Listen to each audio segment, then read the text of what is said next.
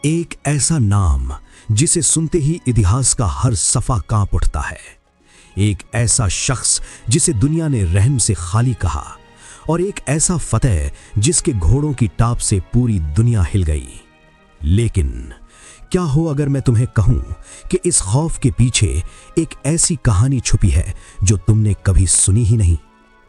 क्या हो अगर मैं कहूं कि वही आदमी जिसे दुनिया ने बर्बादी का दूसरा नाम बना दिया, उसका रिश्ता एक वक्त में इस्लाम से भी जुड़ा। ये कहानी सिर्फ तलवारों और जंगों की नहीं है, ये कहानी है ताकत की, अकीदे की और एक ऐसे मोड़ की जहां इतिहास ने खुद अपना रुख बदल दिया। तो आज हम चलेंगे उस दौर में जहां से शुरू होती है चंगेज खान और इस्लाम के बीच की वो हैरान कर देने वाली और विवादित कहानी जो शायद तुम्हें हिला कर रख देगी। जब हम इस कहानी को समझने की कोशिश करते हैं तो हमें वक्त के पन्नों को थोड़ा पीछे पलटना पड़ता है। 7वीं सदी का वो दौर, मोहम्मद सल्लल्लाहु अलैहि वसल्लम के इंतकाल के बाद जैसे ही उनका दौर खत्म हुआ, इस्लाम रुकने के बजाय और तेजी से आगे बढ़ने लगा। एक छोटी सी कम्युनिटी जो मक्का और मदीना तक सीमित थी, देखते ही देखते अरब से बाहर निकलकर दुनिया के बड़े हिस्सों तक पहुंचने लगी। और फिर उमर इब्न अल खत्ताब, उनका दौर सिर्फ हुकूमत का दौर नहीं था बल्कि एक सिस्टम का दौर था। डिसिप्लिन, इंसाफ और स्ट्रेटजी, एक परफेक्ट कॉम्बिनेशन।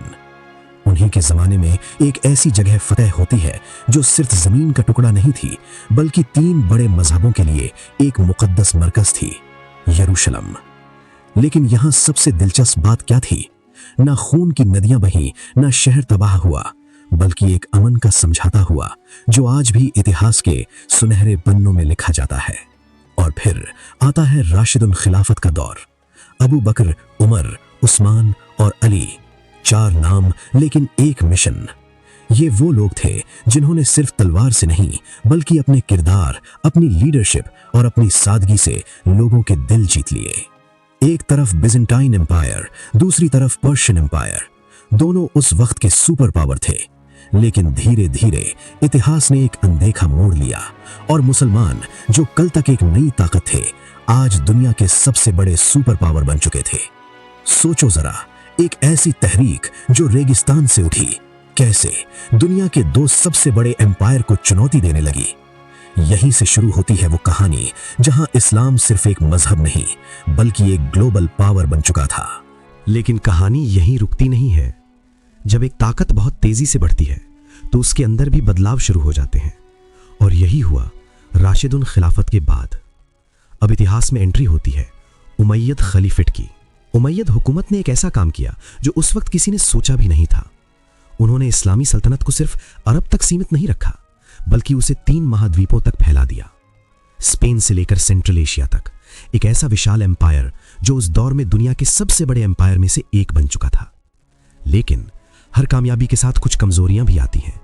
उमैयद दौर में एक बड़ी समस्या उभर कर सामने आई, और वो थी भेदभाव। जो लोग अरब नहीं थे, जिन्हें मवाली कहा जाता था, उन्हें अक्सर बराबरी का दर्जा नहीं मिलता था। अब जरा सोचो, अगर कोई मजहब बराबरी और इंसाफ की बात करता हो और उसके अंदर ही लोगों को बराबरी ना मिले तो क्या होगा? धीरे धीरे नाराजगी बढ़ने लगी, और यही नाराजगी एक बड़ी क्रांति की वजह बनी।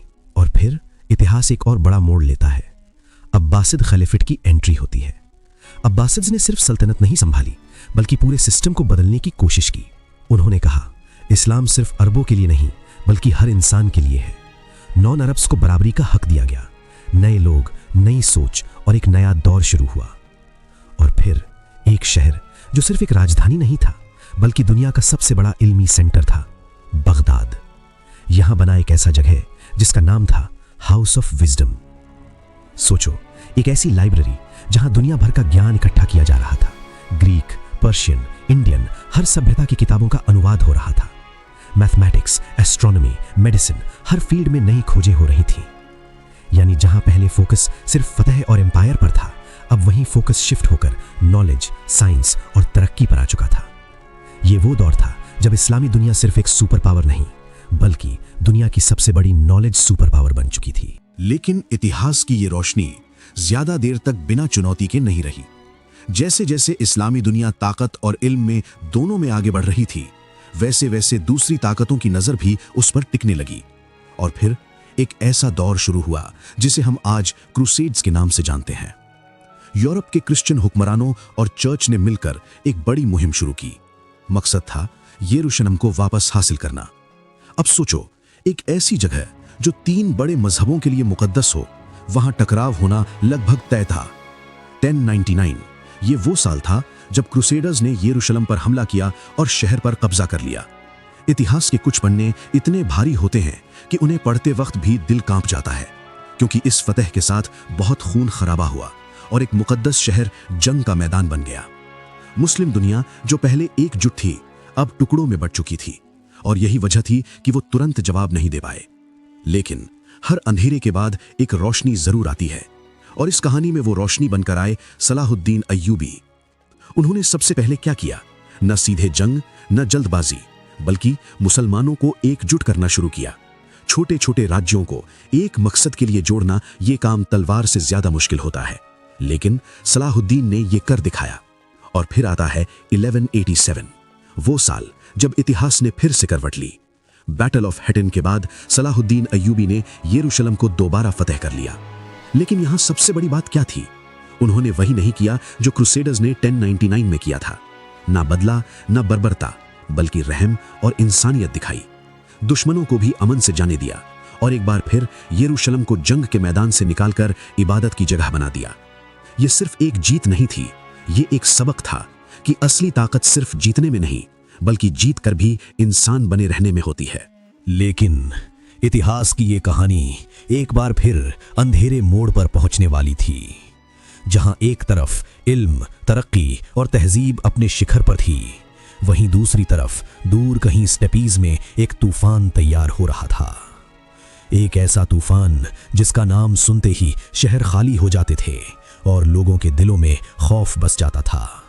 जंगेज खान, एक ऐसा नाम जो सिर्फ एक इंसान नहीं बल्कि तबाही का दूसरा नाम बन चुका था। उन्होंने मंगोल कबीलों को एकजुट किया और एक ऐसी फौज तैयार की जो न सिर्फ ताकतवर थी बल्कि बेहद डिसिप्लिन्ड और रूथलेस भी थी। उनकी स्ट्रैटेजी सिंपल लेकिन खतरनाक थी, तेजी, डर और पूरा सफाया। अब सोचो, जब ऐसी ताकत एक ऐसे इलाके की तरफ बढ़े जहां शहर अमीर हो लेकिन तैयारी कम हो, तो क्या होगा? और यही हुआ ख्वारिज्म एम्पायर के साथ। एक छोटा सा कॉन्फ्लिक्ट जो शुरू हुआ ट्रेड डिस्प्यूट से, लेकिन देखते ही देखते वो एक भयानक जंग में बदल गया। जंगेज खान ने ऐसा हमला किया कि पूरे के पूरे शहर नक्शे से मिटा दिए गए। लाखों लोग मारे गए और जो बचे उनके दिलों में ऐसा डर बैठ गया जो पीढ़ियों तक खत्म नहीं हुआ। ये सिर्फ जंग नहीं थी, ये एक साइकोलॉजिकल वॉरफेयर था जहां जीतने से पहले ही दुश्मन को तोड़ दिया जाता था। लेकिन असली सदमा अभी बाकी था। वक्त बीतता गया और मंगोल ताकत और भी बढ़ती गई। फिर आता है 1258, एक ऐसा साल जिसे इस्लामी इतिहास का सबसे दर्दनाक मोड़ कहा जाता है। बगदाद, वो शहर जो कभी दुनिया का सबसे बड़ा इल्मी सेंटर था, जहां हाउस ऑफ विजडम में हजारों किताबें और अनगिनत इल्म छुपा था, उसी बगदाद पर मंगोलों ने हमला कर दिया। कई हफ्तों तक शहर घिरा रहा और फिर दीवारें टूट गईं। जो हुआ वो सिर्फ एक हार नहीं थी, वो एक तहजीब का टूटना था। लाइब्रेरी जला दी गईं, किताबें नदियों में फेंक दी गईं। कहा जाता है कि दजला नदी का पानी स्याही से काला हो गया था। और इसी के साथ अब्बासिड कैलिफेट, जो सदियों से इस्लामी दुनिया का केंद्र था, खत्म हो गया। सोचो, एक ऐसा दौर जो इल्म, ताकत और शान से भरा था, कैसे कुछ सालों में राख में बदल गया। ये वो पल था जब दुनिया ने समझा कि कोई भी ताकत हमेशा के लिए नहीं होती। लेकिन हर तबाही के बाद कहानी खत्म नहीं होती। कभी कभी वहीं से एक नई शुरुआत होती है। बगदाद के गिरने के बाद ऐसा लग रहा था जैसे अब मंगोलों को रोकना नामुमकिन है। उनकी फौज, उनकी स्ट्रैटेजी और उनका खौफ, सब कुछ अनबीटेबल लग रहा था। पूरा मिडल ईस्ट डर के साए में जी रहा था। लेकिन इतिहास में कुछ पल ऐसे आते हैं जो सब कुछ बदल देते हैं, और ऐसा ही एक पल था बैटल ऑफ आयन जालूत। साल था 1260। एक तरफ मंगोलों की वो फौज जिसने अब तक हर बड़े एम्पायर को घुटनों पर ला दिया था, और दूसरी तरफ ममलूक सल्तनत की फौज जो संख्या में कम थी लेकिन हौसले में नहीं। अब जरा सोचो, जब एक ऐसी ताकत के सामने खड़े होना पड़े जिसने कभी हार देखी ही ना हो, तो डर लगना तो बनता है ना। लेकिन ममलूक्स ने डर को अपनी ताकत बना लिया। उन्होंने सीधी भिड़ंत के बजाय स्ट्रैटेजी का इस्तेमाल किया। फेक रिट्रीट, सरप्राइज अटैक और बैटलफील्ड का परफेक्ट यूज। आइन जालूत का मैदान जहां सिर्फ तलवारें नहीं टकरा रही थी, बल्कि दो किस्मतें टकरा रही थी। और फिर मंगोल, जो हमेशा जीतते आए थे, पहली बार हार गए। हाँ, पहली बार। यह सिर्फ एक जीत नहीं थी, ये एक मैसेज था कि चाहे दुश्मन कितना भी ताकतवर क्यों ना हो, उसे हराया जा सकता है। इस जीत के बाद मंगोलों का अनस्टॉपेबल एक्सपेंशन रुक गया। उनका खौफ, जो हर दिल में बैठ चुका था, धीरे धीरे कम होने लगा। लेकिन कहानी का सबसे दिलचस्प हिस्सा अभी बाकी है। वक्त के साथ वही मंगोल जो कभी इस्लामी दुनिया के दुश्मन थे, धीरे धीरे उसी दुनिया का हिस्सा बनने लगे। कई मंगोल रूलर्स और ट्राइब्स इस्लाम को कबूल करने लगे। सोचो जरा, जो लोग कभी मस्जिदों को तोड़ रहे थे, वही लोग एक दिन उन्हीं मस्जिदों में सजदा करने लगे। ये इतिहास का वो मोड़ है जो हमें ये सिखाता है कि ताकत सिर्फ जीतने में नहीं होती, कभी कभी दिल जीत लेने में भी होती है। तो आखिर में ये कहानी सिर्फ जंग और फतह की नहीं रह जाती, ये कहानी बन जाती है बदलाव की।